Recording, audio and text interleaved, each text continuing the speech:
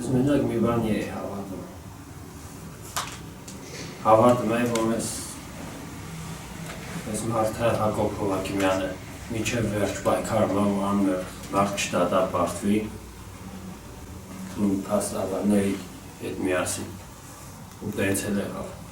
Ուրիշ որոշի բանի չէ։ Այսինքն հույս ունեի իրաք շնորհիվ, որ արդարությունը կվերականգնվի։ Դե բնականաբար առաջի մի քանի օրերը ես զբաղված էի ուրիշ արարողություններով, ասենց ասեմ, բայց երբ որ արդեն ցանկացա իմանալ, թե ով է իմ երեխու կյանքը խլողը, շատ աշխատելուց հետո թե Կիրովականում, թե Երևանում արդեն ասիկ-խոսիկներ էին լսում, որ ինքը չի։ Տալիս էին ինչ-որ սկզբնական շրջանում ասում էին ինչ-որ ազգային անվտանգության աշխատողի որդի է, դատախազի որդի է, պաշտոնատար անցած ինչ-որ մեկի որդի է, նման խոսակցություններ պատտվում։ Դեռ այն ժամանակ, երբ մեզ հայտնի չէր, թե ինչ կա նախաքննության նյութերում։ Այսինքն անզեն աչքով բարձր որ նախաքննությունը վտանգված է։ Կար միայն մեկ ուղղություն, քննչական պլանը միայն մեկ ուղղության վրա է։ Կարեն կոմկուրցևին ազատազրկել, վերջ, ուրիշ ոչինչ չի քննարկվել։ Նախաքննությունից մինչ օրս մամուլը ավելի քան 600 անգամ անդրադարձել է։ Դրա մի մասը, ինչպես իմ գործընկերը նշեց, ուղղակի փաստեր եւ հանգամանք ապացույցներ էր մատնանշում։ Ուղղակի ապացույցներ, որոնք ընդհանրապես անտեսվել են։ Հաշվի առնելով այդքան փաստերը, որոնք կային, ինքը ներողություն այս բառի համար մի հատ участковի գործ էր, եթե ճիշտ աշխատեին։ Մենք համարում ենք, որ խնդիրը լուծեցինք անմեղ մարդուն ազատ արդարացնելու առումով, սակայն ճշմարտությունը չբացահայտեցինք։ Այժմ մեր առջև այլ ավելի լուրջ խնդիր է, որպեսզի իրական հանցանք կատարած անձը ենթարկվի քրեական պատասխանատվության, մանավանդ կարծում ենք, որ նախաքննության մարմինները բոլոր հիմքերն ունեն, թե որտեղից սկսեն, բոլոր հիմքերը։ Այդ մասին եւ դատաքննության ընթացքում է շարունակ խոսվել, եւ մամուլում է խոսվել այս հանցագործության կատարման ընդհանրապես այս դեպքի առաջին իսկ օրվանից նախաքննության մարմինը բոլոր հիմքերն ունեցել է մի քանի վարկածներով կոնկրետ աշխատելու, բայց ակնհայտ է, որ աշխատել են մեկ ուղղությամբ, մեկ վարկածի ուղղությամբ, եւ այն մյուս վարկածը, որը շրջանառվել է մամուլում, խոսվել է մեր կողմից, խոսվել է պաշտպանի կողմից եւ մանավանդ Կարեն Կոմկուրցևի կողմից ամբողջովին անտեսվել է։ Այ առաջին սխալը հենց պետության սրանում է կայանում։ Հոկտեմբերի 13-ին ես աշխատանքի վայրում եմ եղել 2013 թվականի։ Եկել են ոստիկանները այդ աշխատանքի վայրից, հենց տարել են ոստիկանության բաժանմունք, նստած էի վար աշխատանքի վայր, հենց 4-5 հատ ոստիկան, հենց եկել են ձեռնաշխտաները գցել են ձեռնես, խփելով, բրդելով տենց նստացել են մեքենան տարել։ Բաժանմունքը մտեղ բաժնի պետներ ինչքան որ հիշում եմ, Անուբա Խանբարյանը, Արամ Կարապետյանը, ու տենց շատ մարդիկ են եղել, ասենք անուններով տենց չեմ հիշի, բայց դեմքով լավ եմ ճանաչում։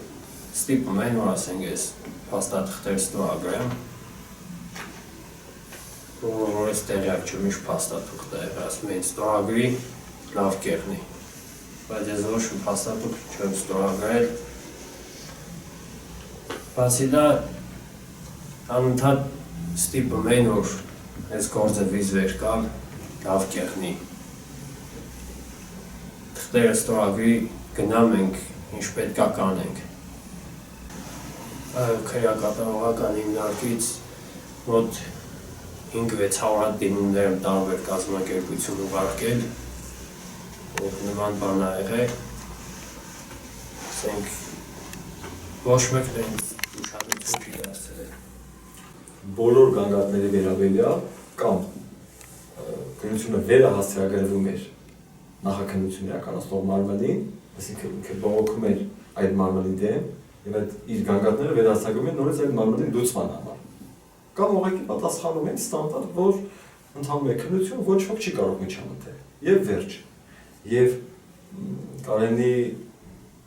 նկատմամբ բռնություն գործադրելու փաստին արդեն ուշադրություն դարձրեցին, եւ գործը գտնում է դատական վարույթում, երբ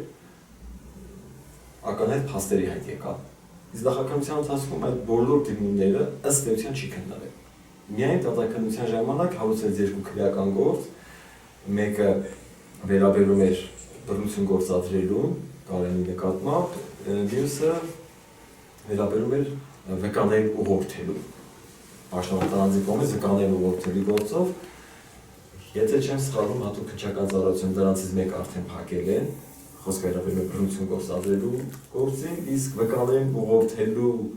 վերաբերյալ հարուցված գործը հատուկ քննչական ծառայությունում, որքան գիտեմ, կասեցված է, բայց պաշտոնական տարածություն չունենք։ Այդ մայրը երեխաներից մեկի, որ ասում է, այդ դիմումը ես եմ գրել, որ իմ երեխաների նախաքննական ցուցմունքներն է բնում։ Անգամ Կարենի ազգանունը չէր կարողանում արտահայտել։ 5 անգամ սխալ արտահայտել։ Մինչդեռ դիմումում հստակ ճիշտ անձի ազգանունը նշված էր, գրված, այսինքն այն որ հետևողական ինչ-որ աշխատանք է տարվում, անգամ դատաքննությամբ էր երևում։ Եվ բոլորը մի հոգու անուն են տալիս, բոլորը։ Բոլորին էլ, ասենք, բոլորին էլ այդ լրիվ հասկանալի է, թե ում մասին է խոսքը, KGB-շիկի տղու մասին է խոսքը։ Բոլորն էլ իր անունն են տալի։ Կիրովական ում հետ խոսած իր անունն է տալի։ Ինձ թվում է կա ինչ-որ հանգաման, որ իր անունն է տալի, ուրիշ որևէ մեկի անուն չեն տալի։ Բայց դրա համար մենք ունենք օրենսդիր մարմիններ, որ պետք է իրանք բացահայտեն, ոչ թե ես։ Ուզում եմ անպայման մի բան նշեմ։ Այո, դա մեծ հաղթանակ էր Հայաստանի իրականությունում։ Դա միայն մի դատավորի Հովհաննիսյան Նարինեի կամքի արտահայտությունն էր։ Ինքը մի իր մեջ ուժ գտավ հրաժարվելով դատախազության պատվերից։ Մեր հաղթանակը այս ինչի մենք ասանք, դա թիմային աշխատանք է եւ թիմը շահեց։ Դա փաստաբան Արայիկ Պապիկյանն էր, դա Հելսինկյան ասոցիացիան էր։ Ամենամեծ մեր համար ուժ ներդրեց, դա Տուժողի իրավաճորտը իր ներկայացուցիչը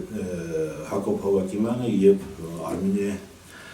Վանյանը։ Ներկայումս գրեթե բոլոր այն գործերով, որոնք որոշակի հասարակական հետաքրքրություն են առաջացնում, անմիջապես հայտնվում են կադրեր, չգովազդելու համար չասեմ ում միջոցով, որ լրագրողի միջոցով, հրապարակվում է այնպիսի փաստական տվյալ, որը անգամ գուցե գործը վարույթ ընդունած քննիչը դեռևս չգիտի դրա մասին,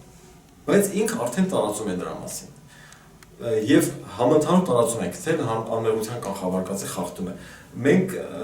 փաստաբաններից համար հասկանալի է, որ հանրությունը եւ հասարակությունը իրավունք ունի իմանալու, բայց կա որոշակի սահման, որը դեռևս անձնական կյանքի միջամտություն է կամ նախաքննական գաղտնիք է։ Պաշտպաններից համար մինչև նախաքննության վերջի օրը ամեն ինչ նախաքննական գաղտնիքի քողի տակ է թաքնված, բայց որոշ անձանց համար, ովքեր դատավարական կարգավիճակ չունեն, այդ ամենը հասու է։ Կոնկրետ Կարենի դեպքում առաջի իսկ օրը, բացի այն նյութը, որ տարածվեց, նշվեց, մականուն նշվեց եւ հեղինակություն վայելող եւ մի շարք այլ նման բաներ։ Երկրորդ, երրորդ, չորրորդ օրը մամուլի հրապարակումներին եւ սոցիալական ցանցերում անդրադարձ եղավ։ Տարբեր անձինք այնպիսի արտահայտություններ էին թույլ տալիս։ Ես չեմ կարող հիմա այդ մասին ասել, թե ինչ պիտի անեին Կարենի հետ այդ հեղինակության հետ, ինչ էին առաջարկում անել։ Դա շնորհիվ նախաքննական բանների թողտվության, դրանք կա հրապարակվել է, որ ինչպես պիտի վարվեն այդ մականունավոր հեղինակության հետ, ով նման բան է արել։ Բայց ամենավատը, որ Շամչյանից բացի Շամչյանի ինֆորմացիան օգտագործում են բոլոր մամուլը, բոլորն են օգտագործում, որտեղ մամուլի համար այդ հատվածում Շամչյանը վերին օղակն է ճշտության շատ լավ իմանալով, որ համ Շամշյանն է պատվեր կատարում, համ էլ Շամշյանին պատվեր տվողներն են պատվեր կատարում։ Ու իրանց այ հիմա չգալը, ես դրա մասին եմ խոսում, իրանց չի տակում ինչ է կատարվել։ Ես ասում եմ, դա Պերմակովը չի եւ դա Լևոն Չեմանում որ լավ, որը իման ստացա Ռուսաստանի բանտերում։ Մենք գիտենք հայաստանյան արդարադատության վիճակն այսօր, դրա համար երբ որ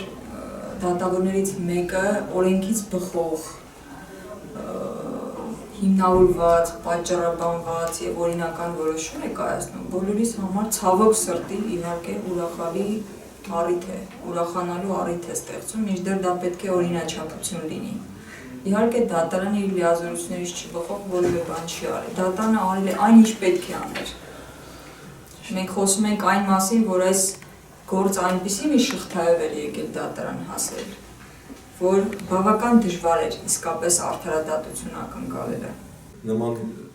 դատավճիռների կամ վճիռների քիչ ենք հանդիպում եւ զարմանում ենք եւ ասենք ուրախանում մի բանի համար, որը պիտի շատ բնական լինի։ Կարելի է ենթադրել ինչ ապագա է սպասվում այդ դատավորին, եթե ինքը մնում է այդ համակարգում։ Հիմա երբ որ դուք իրան գողում եք, ինչ ա լինելու, դա խնդիր կունենա թե նա կդա։ Մենք իրանք պաշտպանենք։ Եթե պետք է մենք իրանք պաշտպանենք, ու մենք ունենք փորձ պաշտպանել դատավորներին, Եվրոպական դատարանում հենց մեր կազմակերպության բանով աջակցությամբ շահել դատարանային Սաղաթելյանը, նախին դատավորի որ գլուխանոցին, դա մենք փորձ ունենք պաշտպանել դատավորներին։